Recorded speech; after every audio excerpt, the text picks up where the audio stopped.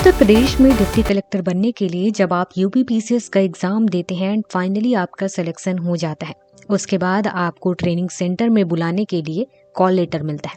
Training centre में जाने के लिए जितनी भी इंपॉर्टेंट चीजें होती हैं उस कॉल लेटर में होती हैं। सभी सिलेक्टेड कैंडिडेट जिनकी ट्रेनिंग होने वाली है वो पहुंचते हैं ट्रेनिंग सेंटर में।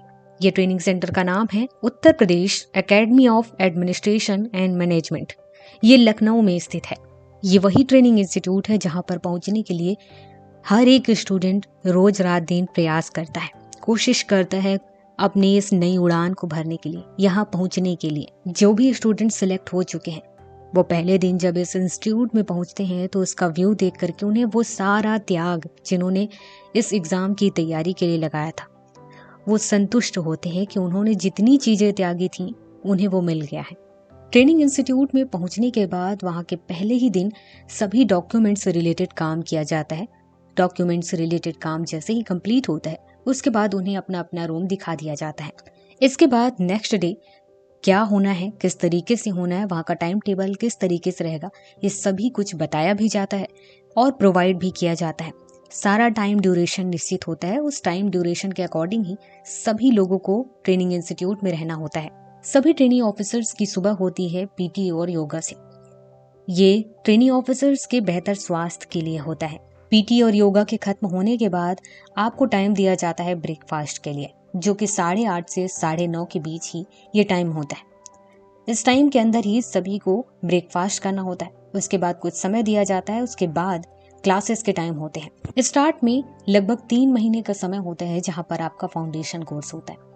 उसके बाद कई सारे सब्जेक्ट के और भी नॉलेज दिए जाते हैं ताकि जब आप एडमिनिस्ट्रेशन में आप डिफरेंट टाइप के पोस्ट पर काम कर रहे हो तो आप उन रूल्स और उन रेगुलेशन का यूज कर सकें।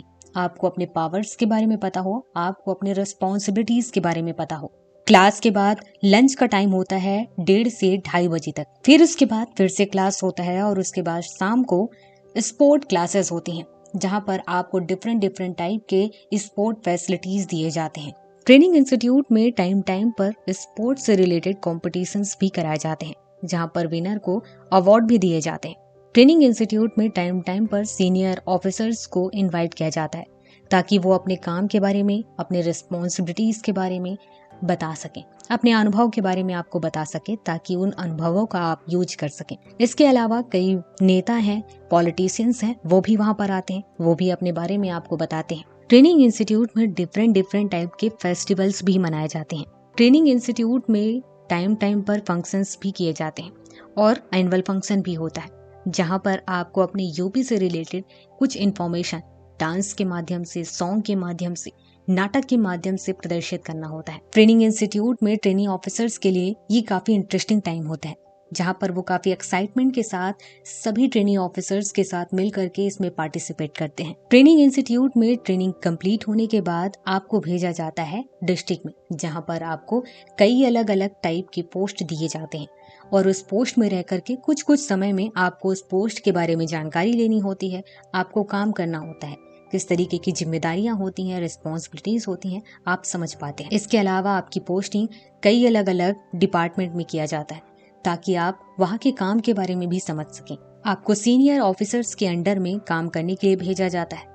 सीनियर ऑफिसर्स आपके काम के बारे में रिपोर्ट तैयार करके ट्रेनिंग इंस्टीट्यूट में भेजते हैं। ट्रेनिंग इंस्टीट्यूट में इंडोर ट्रेनिंग में जितनी भी चीजें सिखाई जाती हैं एंड आउटडोर ट्रेनिंग में उन सभी चीजों का एग्जाम भी होता है और आपको उस एग्जाम में पास होना जरूरी होता है। उसके बाद ही फाइनली आपकी ट्रेनिंग कंप्लीट होती है। फाइनली ट्रेनिंग कंप्लीट होने के बाद सभी ट्रेनिंग ऑफिसर्स को भेज दिया जाता है उनके होम टाउन और उसके बाद उन्हें मिलता है ज्वाइनिंग लेटर।